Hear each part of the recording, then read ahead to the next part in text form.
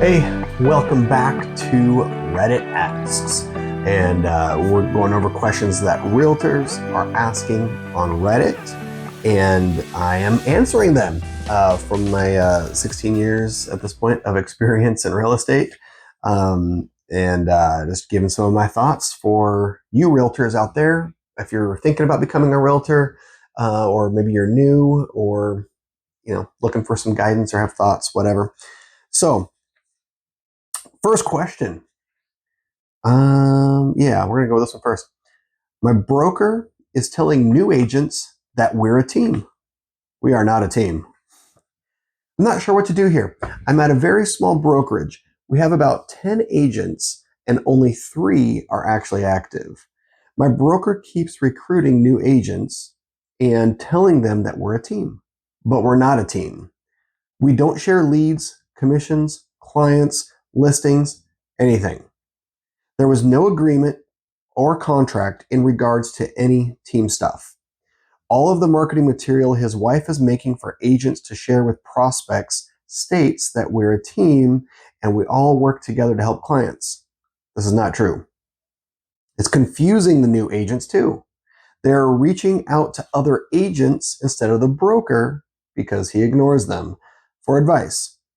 I have told this person to talk to the broker, not me, repeatedly, and she will not stop. I showed my broker the 8 emails in a row she sent me within 15 minutes, and he laughed and said, "Just ignore her. It's what I do."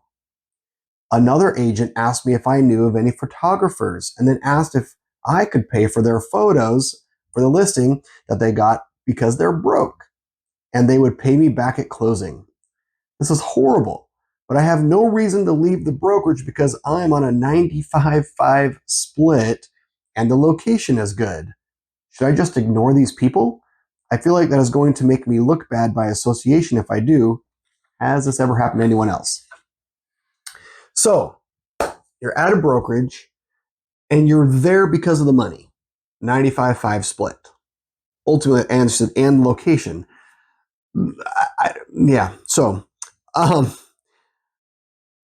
Ultimately, the bottom line here is you're at a brokerage with a bad broker. A broker who doesn't care, a broker who is lying to get new people in. Okay, if he's going to lie to get new brokers in, what's he going to do on a real estate transaction? Is that the kind of broker you want to work for, or be associated with? What happens when there's a bad deal in town and people start talking about XYZ brokerage, and then they talk to you and say, "Oh, what brokerage do you work for? Or are you at?" You're associated with this bad brokerage, or this brokerage with a bad broker. So you have to ask yourself, is a 95-5 split worth the stress of having these other agents come talk to you and the broker lying and doing bad stuff, right? Now, if you're a lower producing broker, I can see that allure of a 95-5 split. I mean, if you're only doing 8 transactions a year for 3 million, let's say, and for easy numbers, we'll say a 3% commission. So 8 million times, or 8 million, 3 million times 3%, that's $90,000. Now, if you're at a place where there's a commission split, or you have a cap, you might end up paying $15,000. But on a 95-5 sort of split, you're only paying less than $5,000. So I can see how, you're saving $10,000 potentially, or more. A lot of places that split is higher, right? But if you're a higher producing broker, let's say you do 10 million, and let's just say that you only do 2.5%. So you're doing $250,000. Well, that 5% is $12,500. That's basically where your split is at a lot of these bigger brokerages like Epic or EXP. I think EXP, when I was there, again, may have changed. The split, I want to say, was $16,000 or the cap was 16,000. They were an 80-20 split. Epic Realty is an 85-15 split, and that cap's at 15,000, but that cap drops by $1,000 a year. And so if you've been at this brokerage for a while, I mean, basically after 5 years, 6 years, you're now paying $10,000 a year in your cap.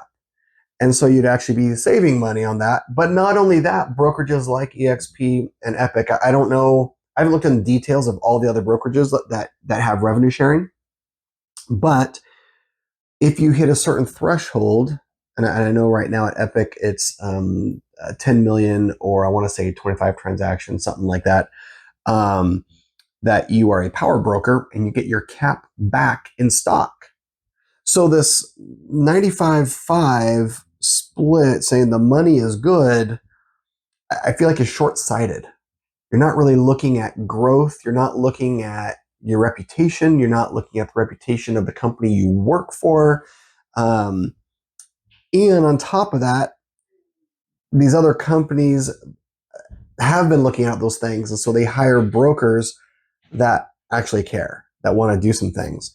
And so on that note, if you're a broker or an agent out there looking at some things like that, I'll tell you, so Epic Realty has not only a broker, but we have an area leader. And so where I'm at in East Tennessee, I'm in Knoxville, and we have a broker that's kind of we have one for, I think, I want to say the East Knoxville area, and one for kind of the west of Knoxville area. And so we have an area leader that is the mentor. So when you have questions, that's who you go to. That's what they're designated the area leader for. When you have something that's transactional, you talk to your broker. And they talked about listing photography. Listing photography is free at Epic Realty. So that's an included thing. And if you have questions about that or want to talk more about Epic Realty, feel free to reach out. I would love to chat with you. But this person needs to leave the brokerage. Ultimately, they need to go find a brokerage with a broker that cares. Whether it's a bigger brokerage, EXP, Keller Williams, whatever, Epic Realty, or if they want to find a little boutique, local sort of thing. So, number 2, is it cheating having an appraisal done for the listing price? As the title suggests, is it cheating to have an appraisal done to help with listing price? I've been recommended by some clients I'm actively working with for their friend's house, to sell their friend's house. The friend's house is a big luxury home, 10,000 square feet on 2.5 acres in a gated waterfront community. This exact house isn't waterfront though. I'll be honest, I'm ridiculously nervous. I do great sales, but I've never done anything like this. This estimate is showing mid 3 millions, which it's no way that high. I know that much. Per usual, I think it's pulling info from all the surrounding lakefront houses. Nonetheless, while I could possibly come up with a reasonable range, breaking down location, land, house, upgrades, etc., there's very few comps. What's the thought on appraisals for help when pricing? Is that common for luxury or unique properties? Would it make me seem less competent? Here's the problem. Appraisals are really only for lenders. Appraisals, I mean, buyers, yes, care about the appraisal and they'll use that to negotiate. Okay. However, I've many times have had a lot of appraisals. I won't say many times. I'll say about half the appraisals on my buyers' homes have come in higher than the actual purchase price. And oftentimes the home has been on the market for 2 weeks, 3 weeks, 4 weeks. In fact, one of my homes that I bought was a bank-owned home, been on the market 6 months. And the price that I bought it at, it had been listed at that price already for at least a few weeks. And I only went at the list price minus closing costs because they had another offer that was coming in. And it appraised at like $10,000 or $15,000 over our price. Well, if it was that far below the price, why weren't there more offers? Why didn't anyone offer, right? So appraisals try to make a formula: this many bedrooms, this many garage spaces, this many bedrooms below grade or above grade, how old is the roof? They try to have this formula to say, here's a value. And that's just to mitigate the risk for the lender. That's what the appraisal is really for. It's supposed to be a third party neutral thing. Ultimately, a home, any product, is worth what someone will pay for it. Okay. I'm into, I'm into all kinds of things: cars, motorcycles. Um, I got into Magic the Gathering, played Warhammer. There's all kinds of things, right? And a lot of these things, the prices keep going up, right? And then there's Magic cards. I mean, with Magic, you can also go Pokemon, Yu-Gi-Oh, all these cards, and all these rare cards. Oh, this card's worth $1,000. Piece of paper. It's cardboard. There's no way it's worth $1,000. But it is to the collector. Whether you're talking about watches, or you're talking about shoes, or comic books, Transformers. I love Transformers.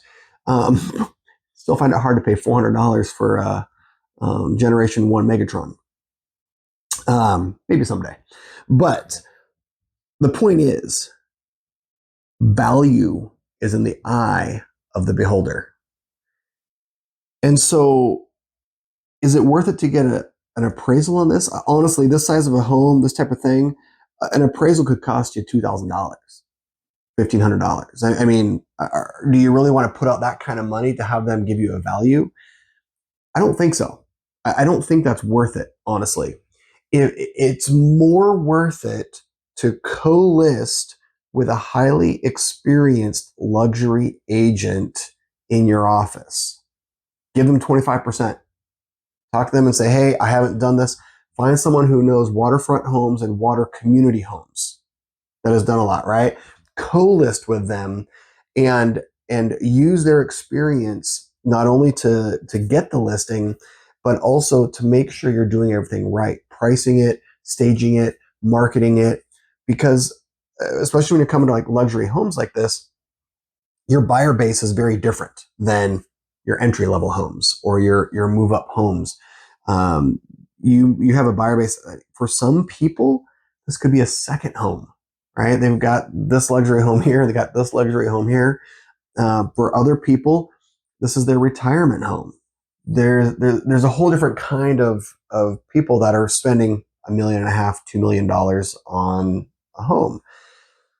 And so if you're a little bit nervous, you've never done a home like this, you don't know how to price it, it will do you good to partner with somebody in your office. And if you can't find somebody in your office that has experience with luxury in that way, then look up who's got more sales, a lot of sales in that neighborhood, right? Talk to them and say, hey, I have the potential for a listing here. I'm new to this. I would like to co-list and pay you 25%. Maybe they say no, maybe they want 50%. Is it worth it to pay 50% on a $2 million home and get the experience and be able to have that on your resume to say you've sold a $2 million home in this particular neighborhood, being able to now market to that neighborhood saying that you sold this home, right? I think that would be worth it. So, no, don't pay for an appraisal. Don't go that route. An appraisal is not really going to give you anything good. And ultimately, pricing is more of an art than a science. It's going to take time. It's going to take experience to kind of figure those things out. Number 3, standing out from the crowd of realtors. My wife is a realtor, and I see her struggling to get clients. Despite putting her best foot forward, she has an okay social media following, about 1,000 people. She's always on the road meeting prospective sellers and networking, but business has been slow this last year.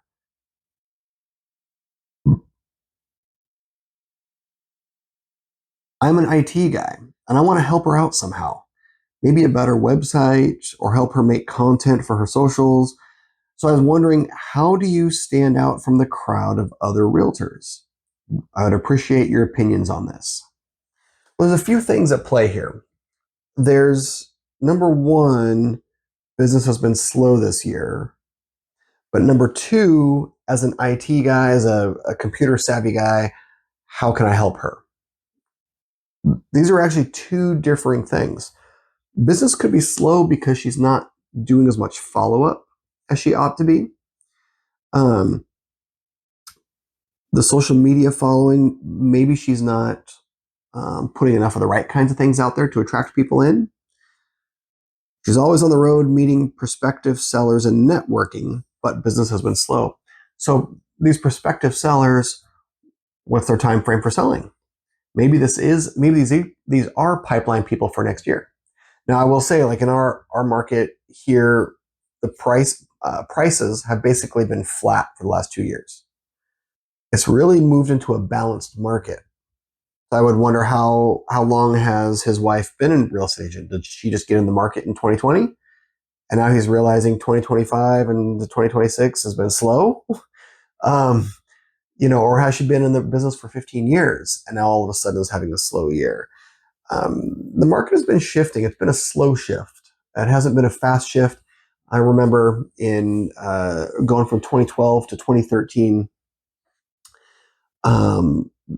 beginning of 2013, January, February, in office meetings, and um, end of 2012, even we were kind of talking about it, like something just felt a little different. And by like February, people are like, does the market seem like it's shifting to you? Is something different? Like, yeah, like it just, we could tell. And within a couple of months, is anybody getting multiple offers on their properties? Yeah, and a bunch of hands went up in the office meeting. A lot of people started getting multiple offers on properties in the spring of 2013. And from there, it just boom, moved. It was a very fast shift. The market was down, down, down, down, down, and the bottom was 2012. That was in the Puget Sound. A lot of places like this area, as I went back and looked at some of the data, prices remained relatively flat the whole time. They didn't have a big increase here like they did in the Seattle area and some other areas. Not until about 2017 it really started to start picking up, and then of course 2020, 21. And so there's a lot of reasons that it could be slow for her right now. It could be follow up. It could be that the people she's connecting with are planning for the future. So these are pipeline people, whereas before she was getting some more right now people. But how can he, as an IT guy, help her out? So make a better website, help her make content, etc. Now, the website thing, I would say yes. My personal opinion um, is I really liked one of my old websites that I had that was based on WordPress. It was easy for me to go in and blog, and I had an IDX connected to it, and it was all separate. And I ended up leaving that one because my company has one, and one of these days I'll probably go back. But at the time I was only paying about $60 a month in total for the whole thing. For that, I had to pay an MLS fee and stuff. Well, now it's like they want $120, $150 a month or something stupid like that. I'm like, and there's a lot that I liked about some of that. So personally, having your own WordPress based site, you can name it something sold by johnsmith.com, something like that. You can have your own reviews on there. You can do a lot of things with that. You can be blogging on there as far as for SEO. But then when you are emailing to your network, and giving monthly updates or quarterly updates, you're always linking to that blog. Hey, here's my update, and so everybody can. So you don't have to like type it all out in an email, but people can. You're redirecting constantly to your website, where then there's the IDX feed for people to be able to go look at homes and that kind of thing. But ultimately, that's a branding thing, in my opinion, showing you as the expert as they read your blog, looking about the market and how to sell your home fast and whatever you put in there. That's a branding thing and a reputation thing more than it is a lead generating thing. Can you generate leads from your website? Yes. Can you pay for ads and have them come into your website? Yes. But I don't know that I would stress that. I would say the biggest thing that this guy could do is do his own reaching out to his friends, people that he's connected with, but she is not. So his own coworkers and database of people. Maybe he plays Magic and he's got a whole bunch group of people that he knows are there that he talks to, or maybe he plays video games and has a group of guys he plays video games with. Whatever it is, I'm making stereotypes based on an IT guy. I have multiple. Two of my brothers-in-law, different sides of the family, are both deep into networking, IT type stuff, and one of them is not into any of those kinds of games. He's an outdoors guy, likes to go hiking and all that kind of stuff. The other one, well into video games, board games, and collects Pokemon. Doesn't play, but collects that for the collectability part of it. And anyways, where are your groups, husband of the realtor? Where are your groups? Who are your socials? Reach out to them yourself. Do your own lead generating. Hey man, how you doing? How's the house? Da, da, da. Have you guys thought about moving, or have you thought about investing? Right? Hey, we've got this group of video gamers. Why don't we get together? Or other IT guys. I've actually known multiple people that worked at Microsoft that had put together investor groups within Microsoft. So they had a group of, I don't know, 5 or 6 different people, and they'd all pooled money together and they bought rental properties together. Well, if you guys do that, whether you want to flip or you want to buy a rental property or whatever, you could pool money together. You could do some of those kinds of things. You could become a client of your wife, right? But also maybe they want to invest on their own.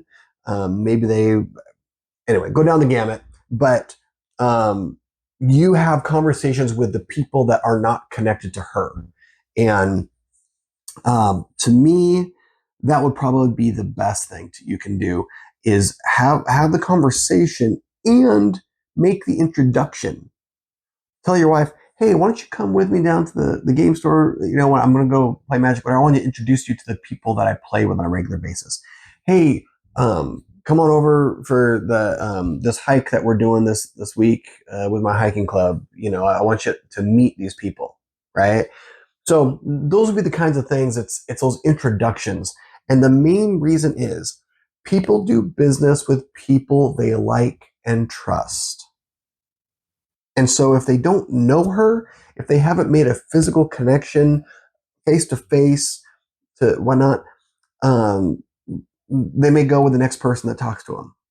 But if they've made a connection and they can see the care and concern that she has, it may not be 3 months from now, but maybe 6 months from now, 9 months from now, 12 months from now, they're thinking about something. You know, if they're willing to be put into the mail list or the email list, or whatever, and get her regular stuff, then there'll be a connection there. Maybe they know somebody to refer to her. So that would be some of my thoughts. So as a summary, recap, number one, the broker is telling new agents we're a team, but we're not a team, and he's lying about things, and pays really well, but basically is just unethical. Leave the brokerage. Go find a different broker.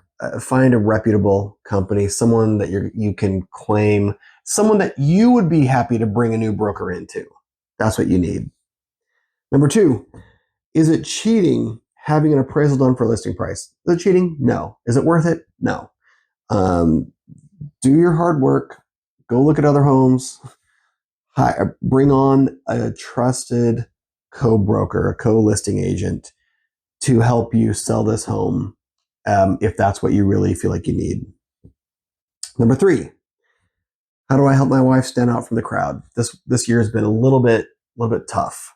Well, why don't you reach out to your network, the people that you know, do your own lead generating in that way, and try to connect them with your wife. Hey, thanks for watching. And as always, I wish you the best in your real estate endeavors. And if you are looking for a new brokerage or want to hear anything about what Epic has to offer and all the dozens and dozens and dozens of free benefits, please feel free to reach out. I'd be happy to chat. Or if you just have some other questions, put them in the comments. Put your question and let's get those questions answered. Thank you again. Have a great day.